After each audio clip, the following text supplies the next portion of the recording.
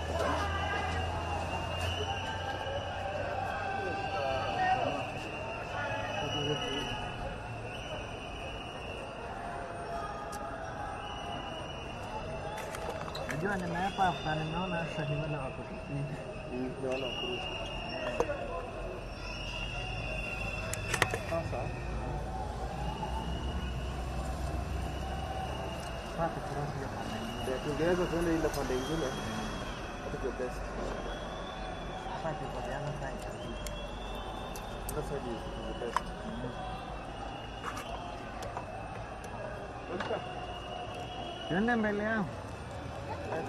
Yende mbele yao kwa polisi.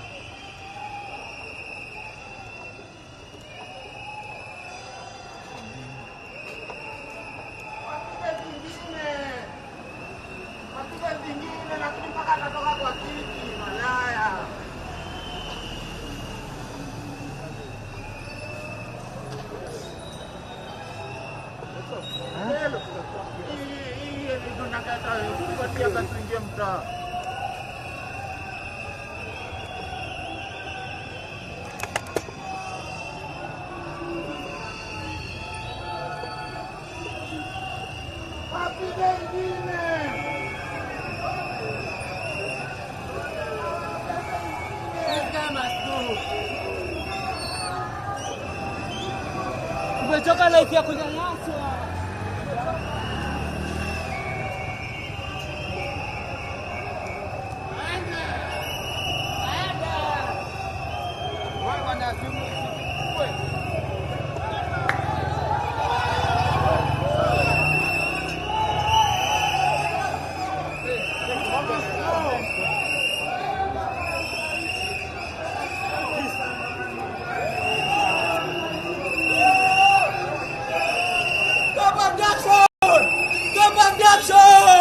Wacheni kututeka!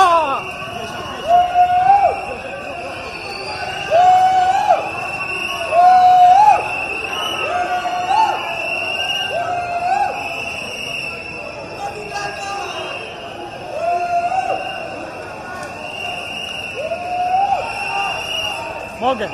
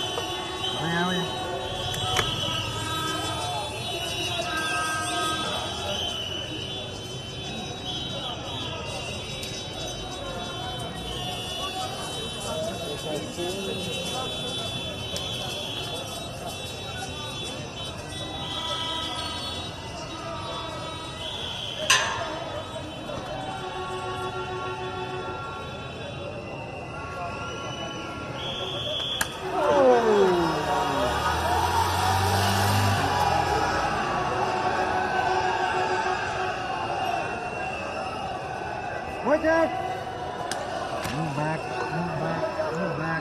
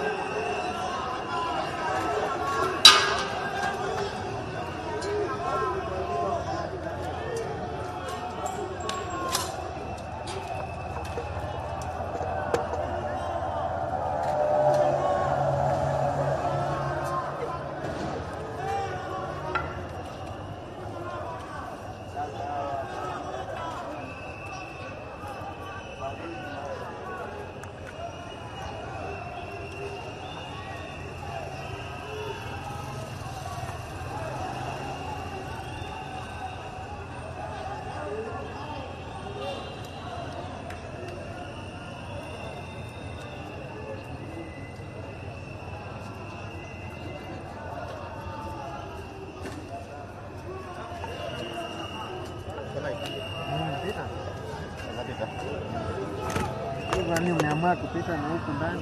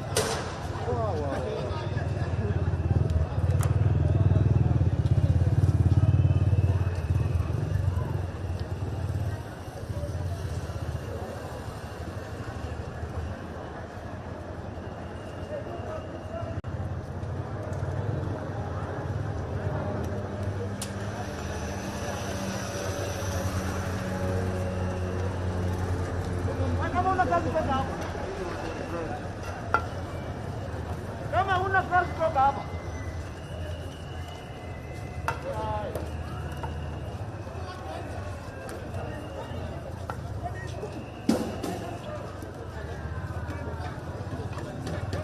Wewe toka hapo. Toka hapo.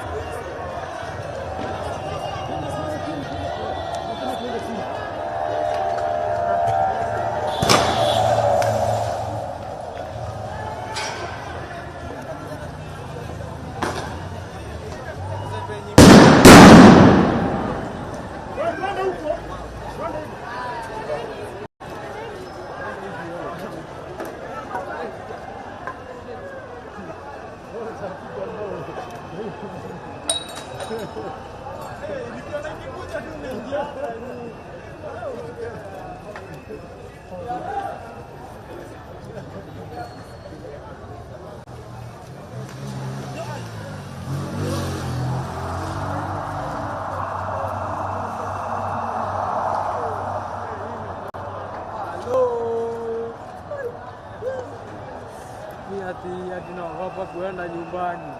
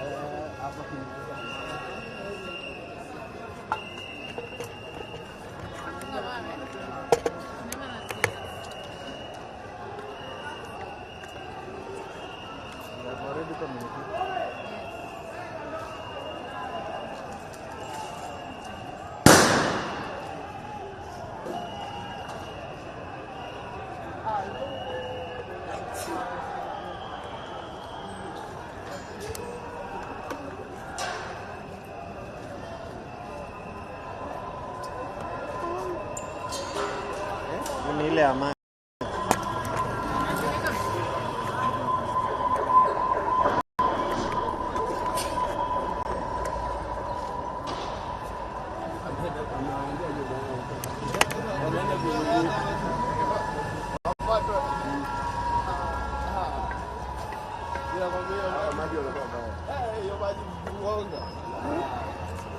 Hakuna venye.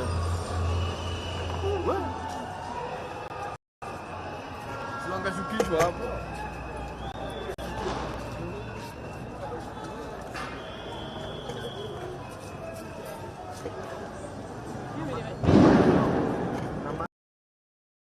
Kama kuna mali ni serious kulipa hapo.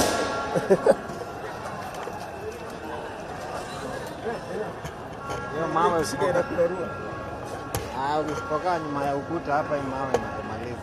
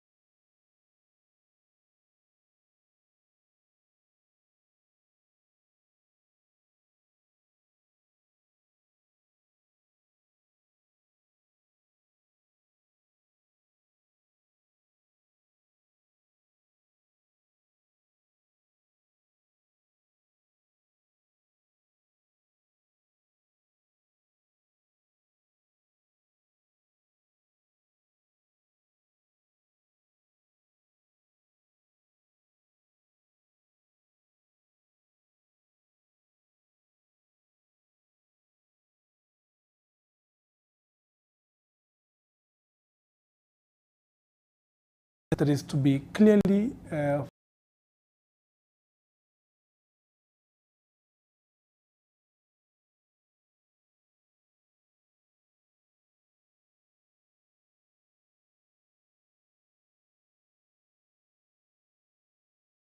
on.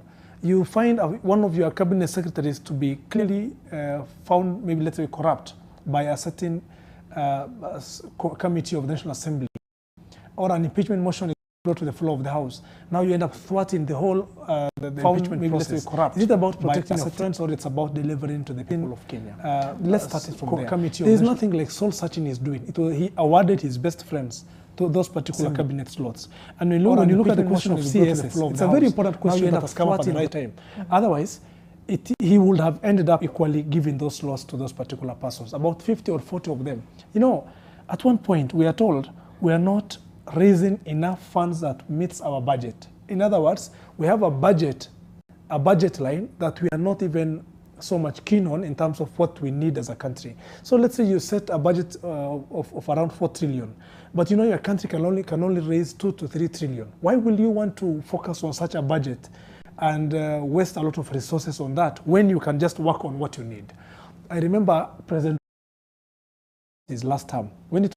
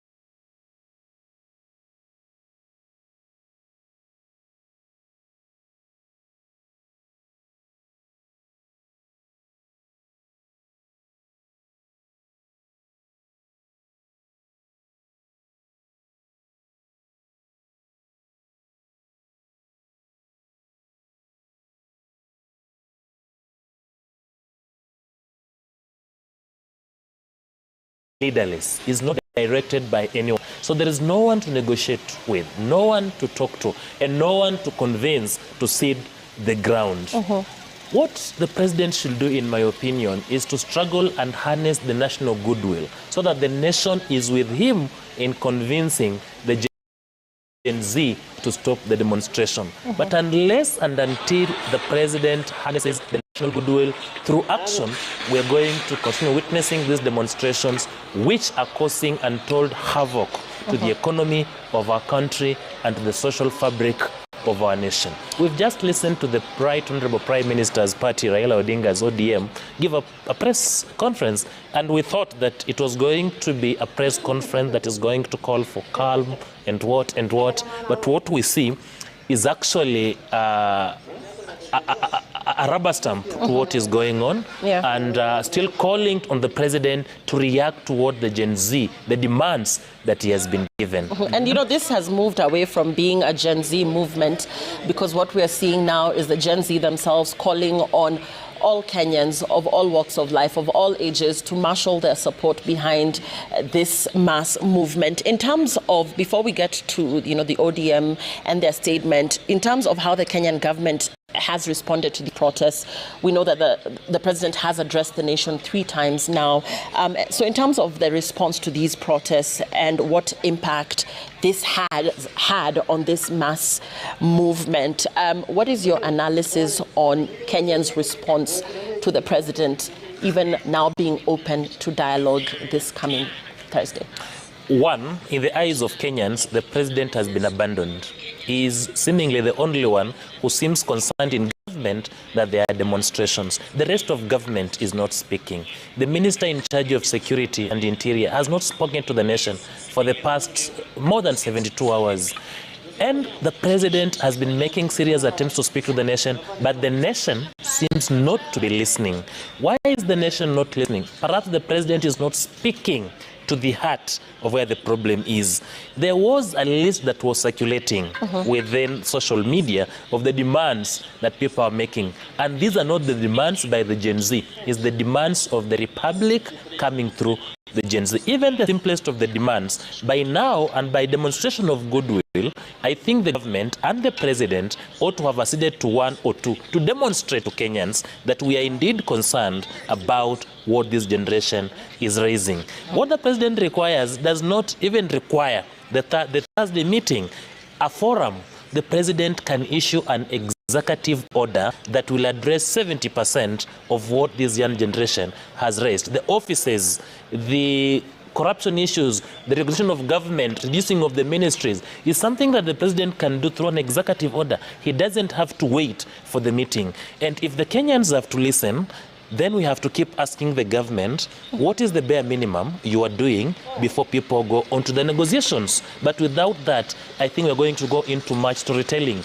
We have meetings that are being planned, but I think the government is also getting it wrong. If you go on space as the head of state and as a government, how many Kenyans are on Twitter? You are going to speak to a different group from the people on the streets. Will the president target the people now on the Wayek Way demonstrating on the CBD? Some of them have no phones. Those who have phones, perhaps they're not smartphones. Those with smartphones have no bundles. So what is your target audience? Yeah, and talking about, target audience, I want us to go back to, the altering of the public discourse, around governance and accountability in Kenya. The X space being one of the ways that the president has said he is open to engaging with the people who are obviously, really making their opinions known and seen on these social media platforms. But in terms of you saying that this would leave out a significant chunk in terms of public discourse, we're talking about religious institutions, we're talking about, many other interested parties that might perhaps not find an opportunity to voice their opinions here. What would be the best way forward, now that you say that perhaps the X space might not be the best avenue to, find a way forward?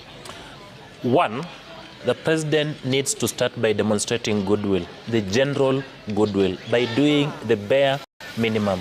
If there are issues of corruption in government, the president has the power to hire and the fire. Let him do that.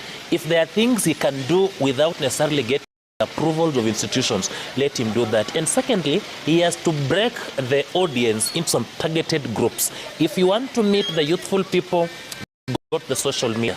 If you want to meet the churches, go to NCCK. If you want to meet the media, talk to the media.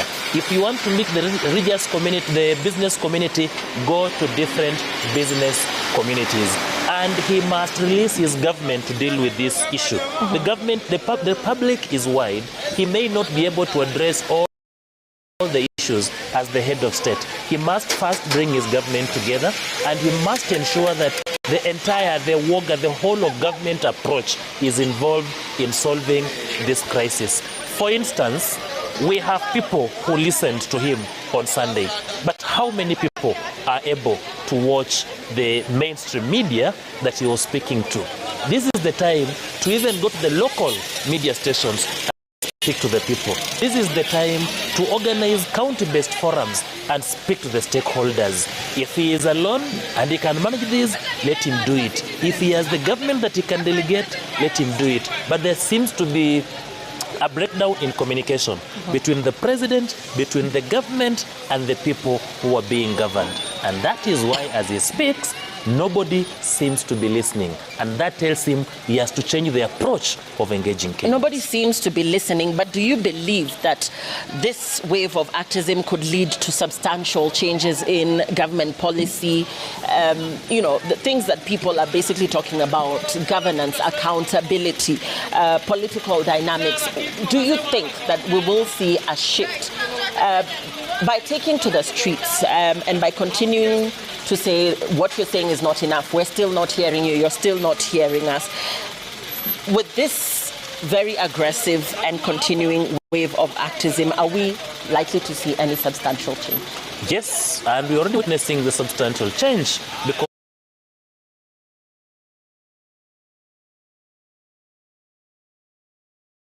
hawa walikuwa walitoka makazini wakielekea nyumbani, ndio hao sasa wanapelekwa na maafisa wa polisi. Hawa hawakuwa kwenye maandamano, hawa ni wale ambao wanatoka kazini wakielekea nyumbani. Kwa hivi sasa maafisa wa polisi, vikosi tofauti vimefika hapa baada ya kueleza kwamba maafisa wachache ambao walikuwa wanakabiliana na vijana hawa walikuwa wamelemewa na kuondolewa eneo hili. Sasa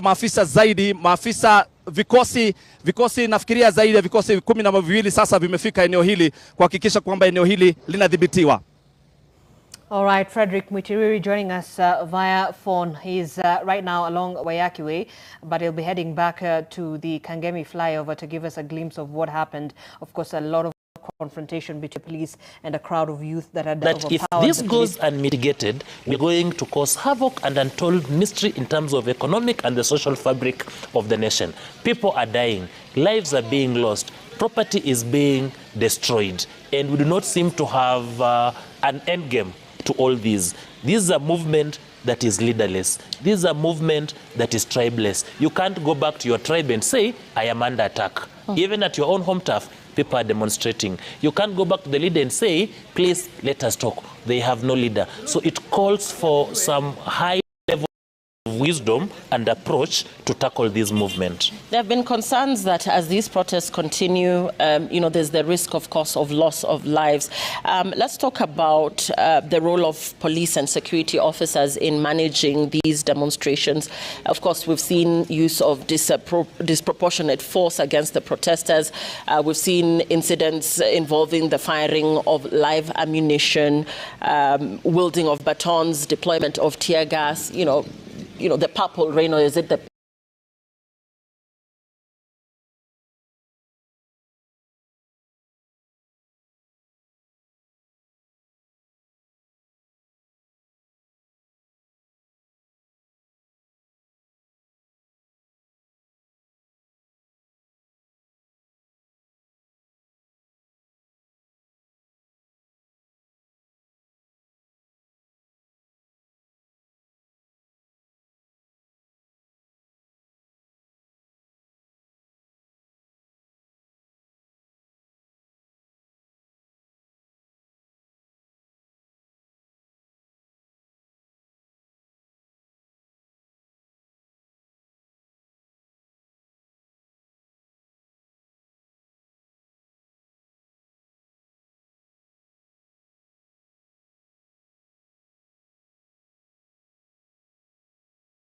watching the footages, and it was very sad to see that. This has gotten into something that we should not be witnessing as it is. Right. And one other thing I'd like to say is, in as much as we talk about criminality and criminal elements amongst these protesters, we have to talk about the issue of young men and women having absolutely nothing and feeling like they have nothing to lose. So whether they were peacefully protesting or not, they find themselves in situations where they want to loot. I believe what we are witnessing here was persons who are drawing closer to installations and establishments where some of them would probably be able to loot or vandalize.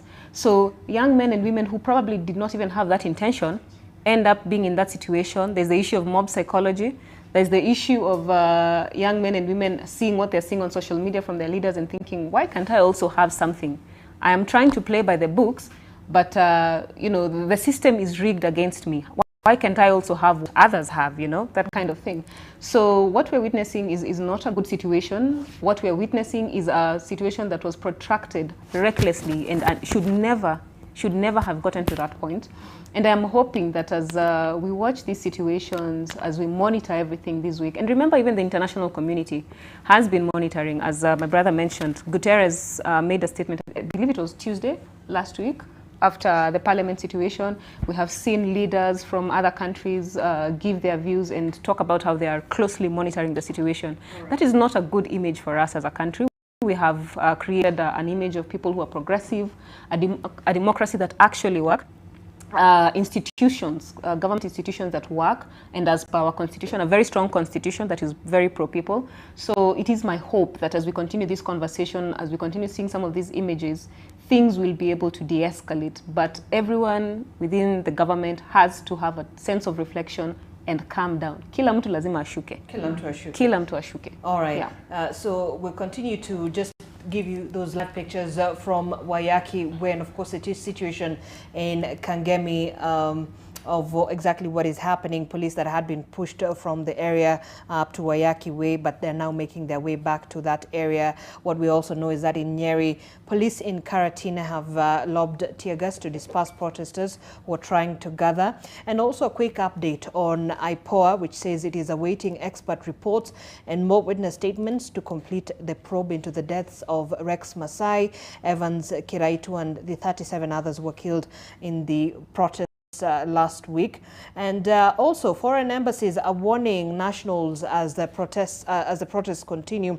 That's several foreign embassies in Kenya who have now issued safety advisories as their citizens to their citizens as the protests resumed here in Nairobi and other different parts in the country as well. Also tension remains high in Kitengela as protesters attempted to break into Quiver Lounge. That's a popular bar in the area, but they were repulsed by a security team together with some plainclothes police officers as well.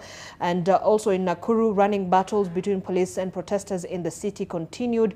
We know that one person has been shot and was rushed to the Nakuru Level 5 hospital as well. In Uasin Gishu, there is a convoy of police officers' vehicles who are patrolling Eldoret town. There have been no protests in Eldoret, with people just going about their business as usual. And in Kisumu, we've seen peaceful protesters there.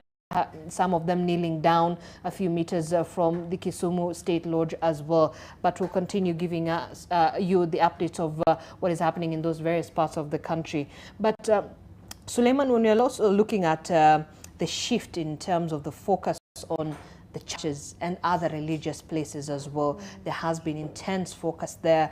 Last Sunday, if there are those leaders or lawmakers who were intending to attend the churches, they didn't do that, and some of them were actually cancelled. And so the churches has now been called upon to, shift away from giving the altar to politicians to make and to politic at the altar. It's not just even about politicking at the altar, it's also about those fundraisers.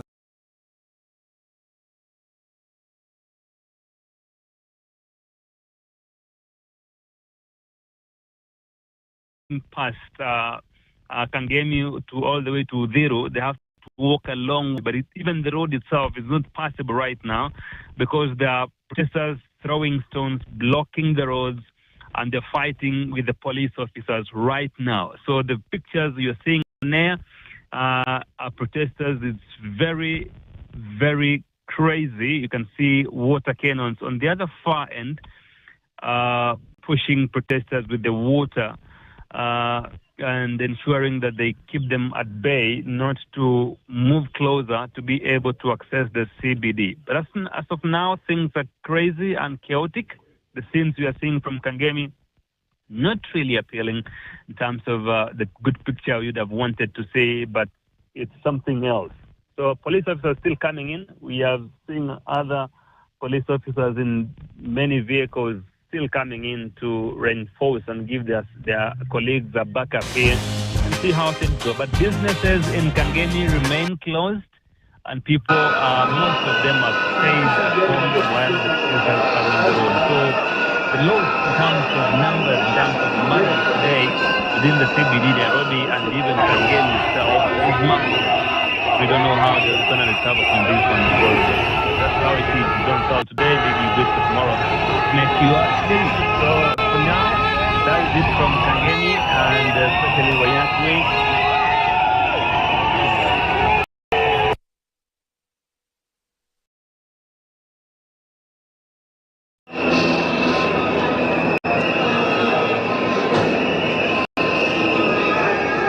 After after now they went to the National Assembly chambers. All this time, MPs, parliamentary staff and journalists were being evacuated through the tunnel that leads all the way to basement 1, basement 2, and that is where, under very tight security, we were able to stay for at least an hour. And all this time, some MPs were lying down, others were seated.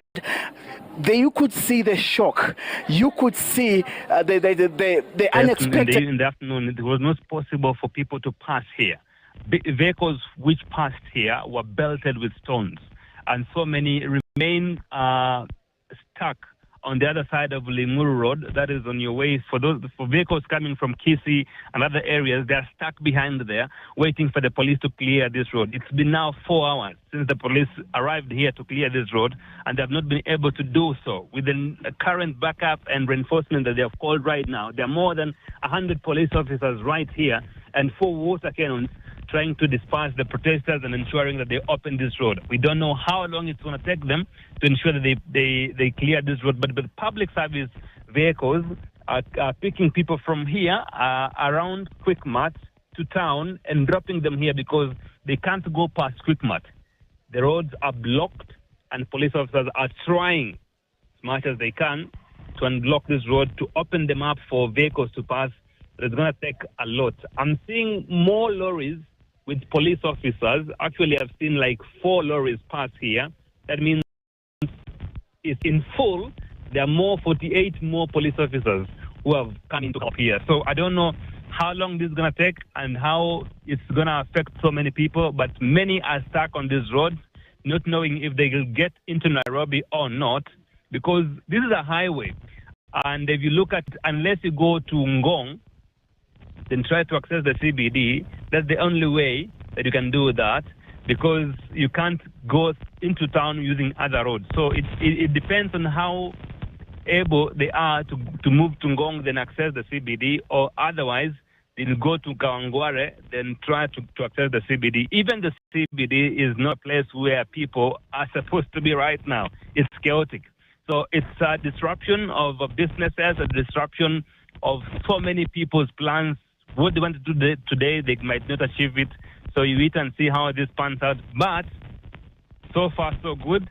Police have managed to push protesters from around the James Gishuru Road roundabout back to Kangemi. We wait and see if they can maintain and keep them there to ensure that they don't get into the CBD, or they might as well overpower them like earlier, because the police ran out of tear gas and they end up getting into the CBD. It's a watch and see game so far.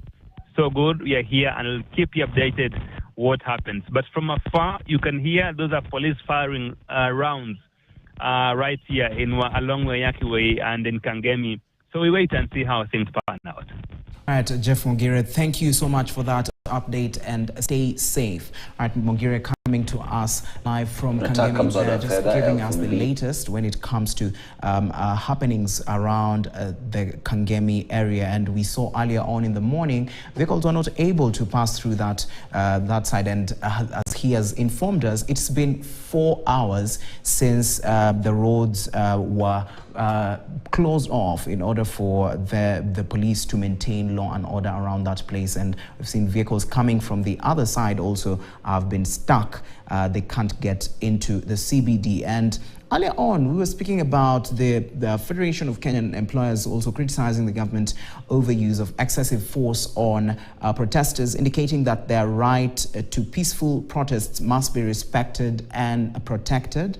This is something that has come out, and also the Central Committee of the ODM party earlier on came and also give their latest, just their points, especially when it comes to what is happening around Kenya and around different towns that have come out today in order for them to protest against this particular regime. And also The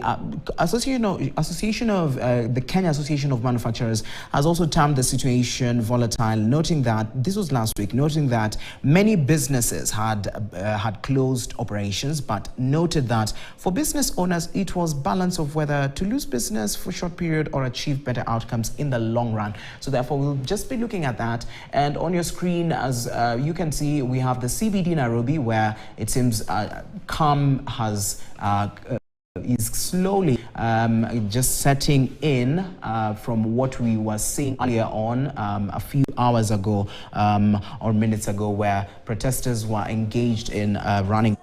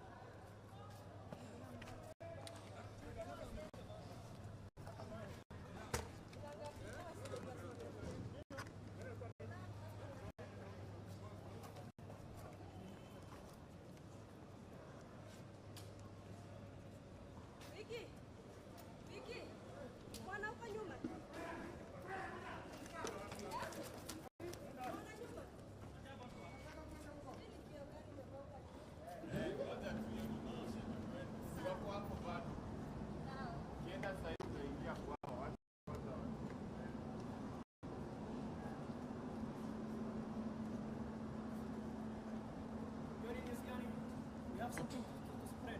Itu. Huh? Itu. Itu. Itu. AP. You can ask us. We can give us as Somali guys.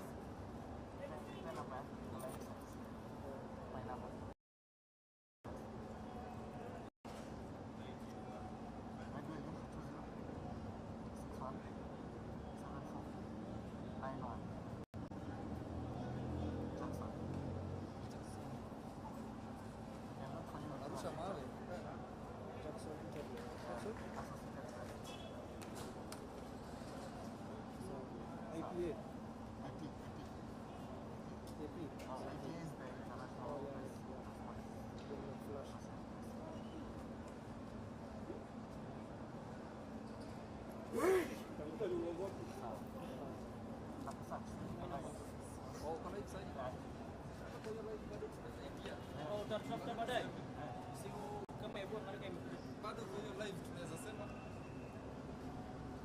mimi kwanza na reject finance bill na hata sijui ni nini, lakini hiyo kitu ni dangerous, ni mbaya.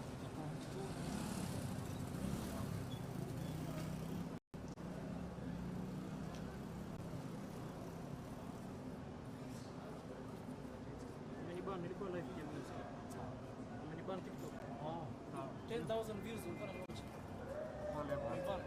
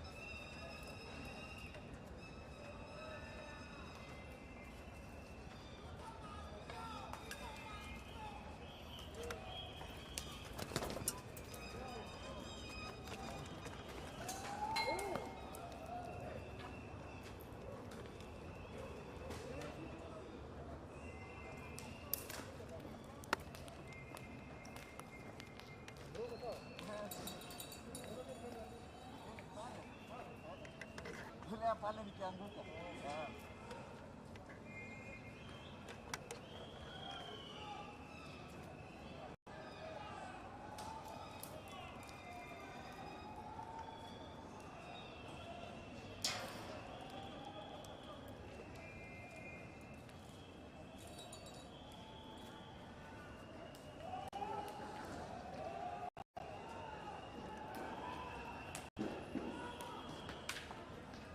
Chunga.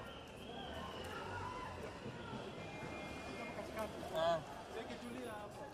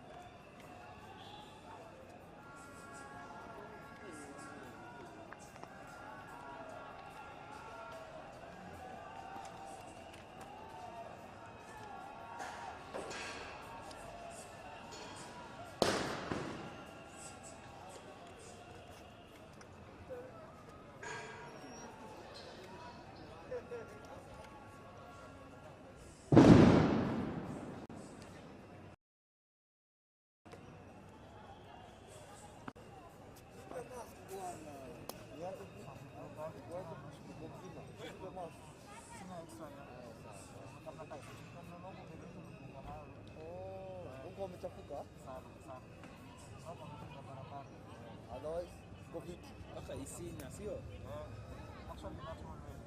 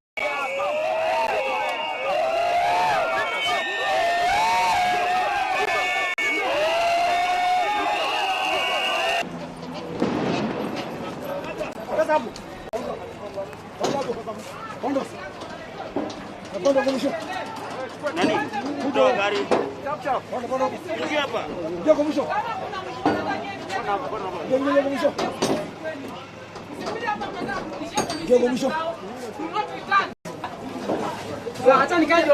Haya, sawa. Haya, nimefika wapi?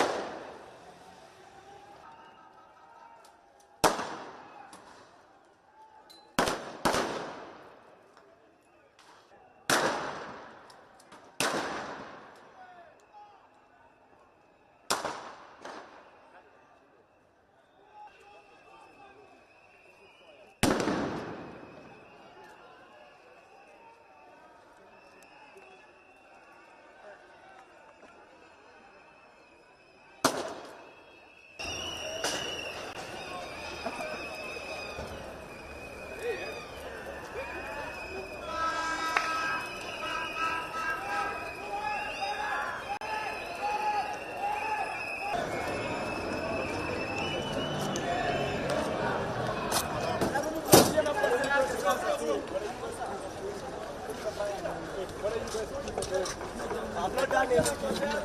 I've not done anything. I've not done anything. I've not done anything.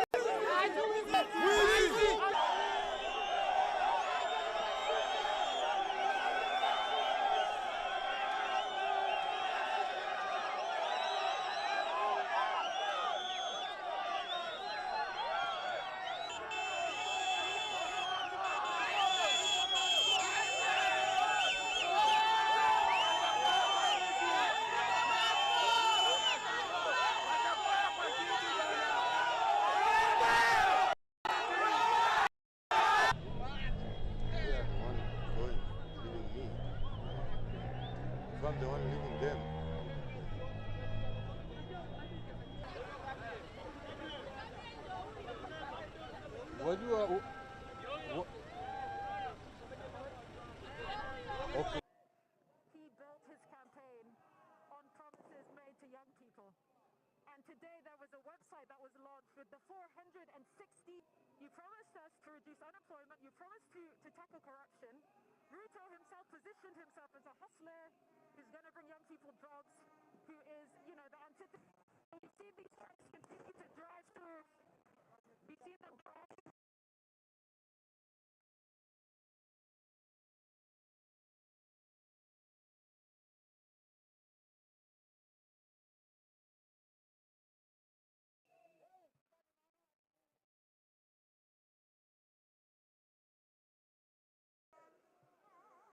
Absolutely. I mean, I think they're really not able to adjust their tactics and engage with the young people meaningfully. As you can see, they're coming towards them. Protests being easily kind of quelled in the past. But the young people that they're dealing with were too young to remember. Their expectations are kind of pretty reasonable. They're just asking to be dealt with in a humane way. They're saying, don't kill us. We're asking for reform. We're asking that he feels like they refuse to change their tactics. As you can see, they've just set a kiosk on fire. It's just effigies, you know, resilience, and telling the police that they're going to just do whatever they want in the center of town. The message is incredibly clear.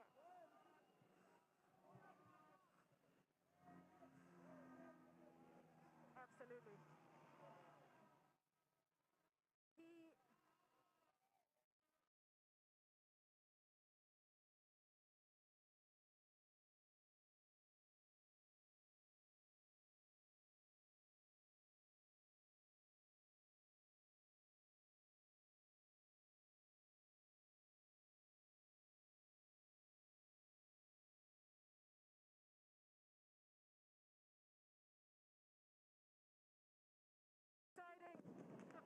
To fight against what we see as bad governance, and they're refusing to even associate themselves with any political party.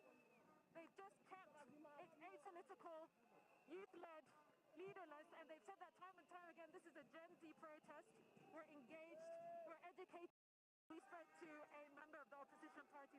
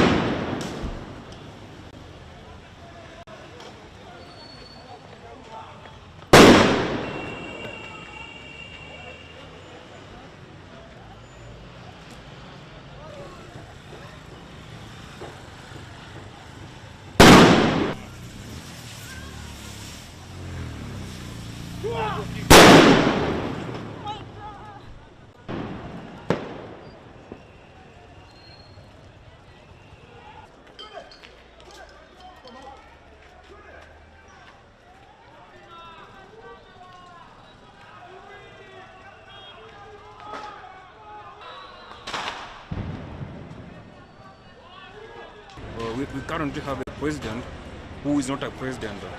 This president, William Samoei Ruto, is following orders, not the constitution. The constitution states very well that the government is the rule of the people, by the people, and for the people. And now we're going to change Kenya to be the rule of the youth, by the youth, and for the youth.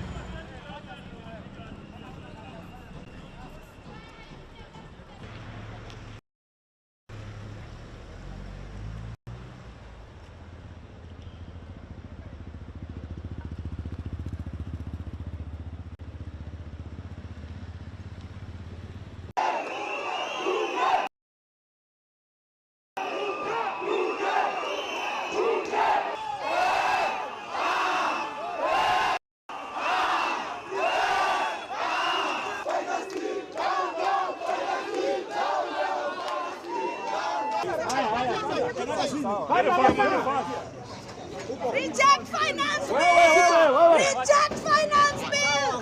Who reject your finance bill? Reject that bill! Reject finance bill!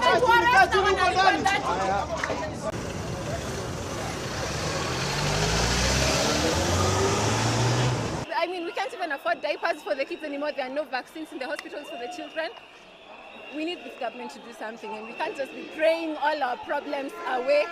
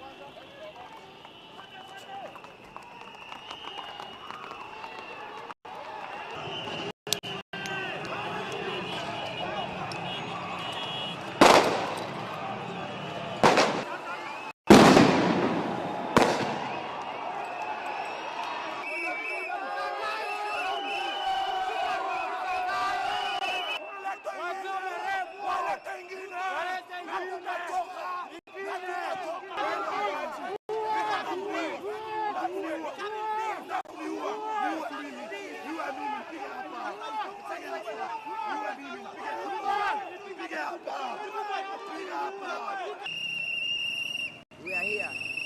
Tuko hapa ni leo. Kenya for us. Ni It's leo. Kenya for us. It is Kenya today. for us. It is today. Tuwe umbwa. Sisi hatukosei mtu. Ruto must go. Ruto must go. Ruto must go. Ruto must go. Ruto must go.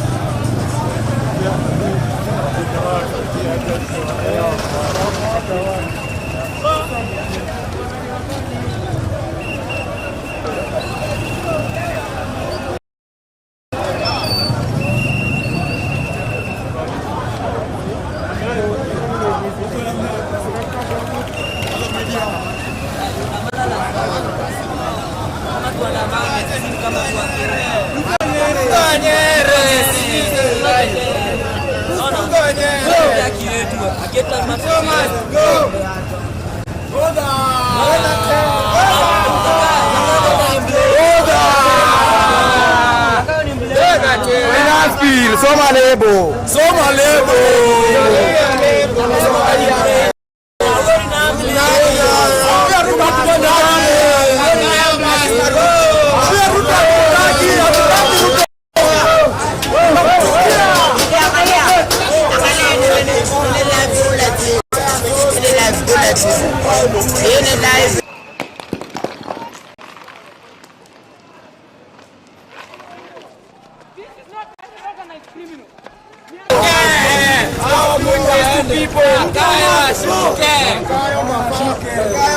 Hatutaki Ruto wewe. Hatutaki Ruto ndio wasikia.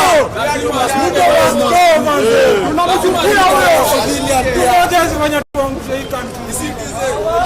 Ashuke.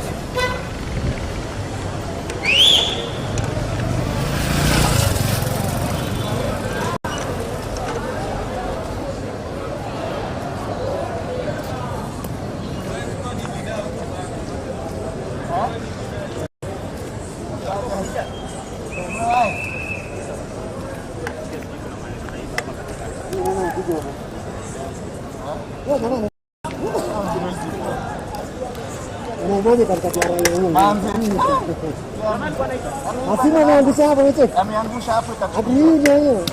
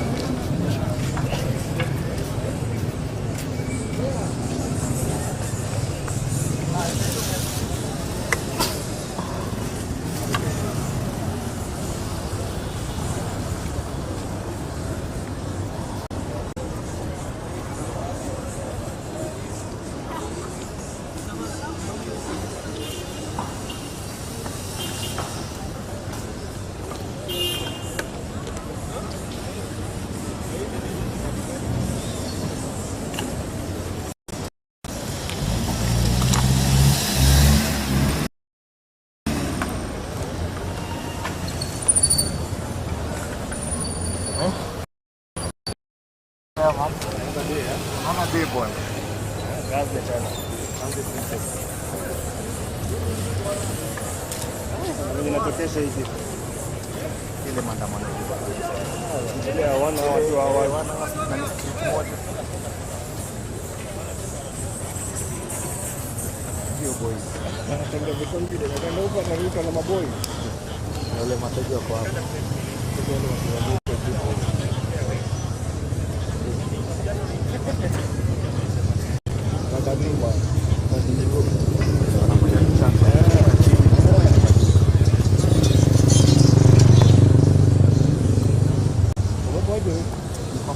Serious?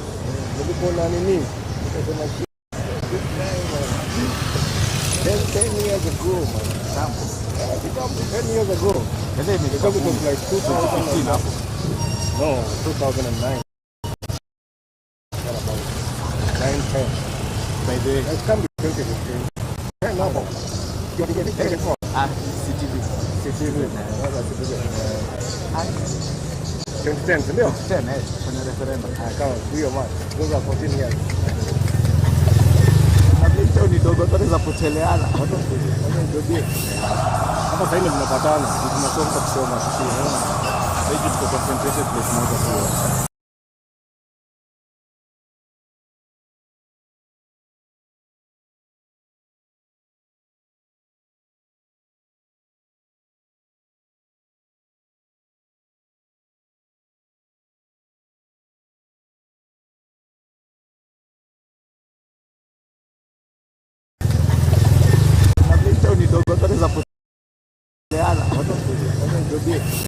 Hapa sasa hivi tunapatana, tunasoma kusoma sisi.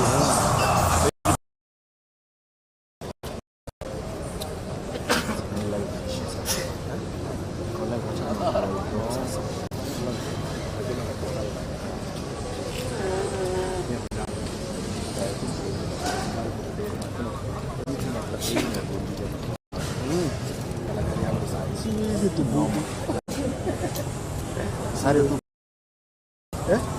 Ulipakwa chest under. Nenda tu kufaida huko. Hapo pana ofisi huko asitoka na serious.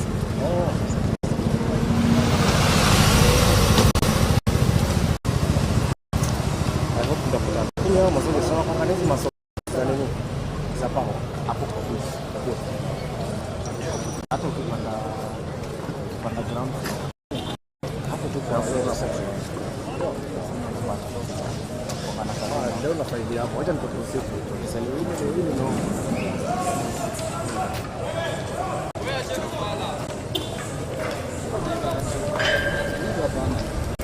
Jackson, unafanya kukuona tena? Hata mimi. Juzi nilikuwa nasema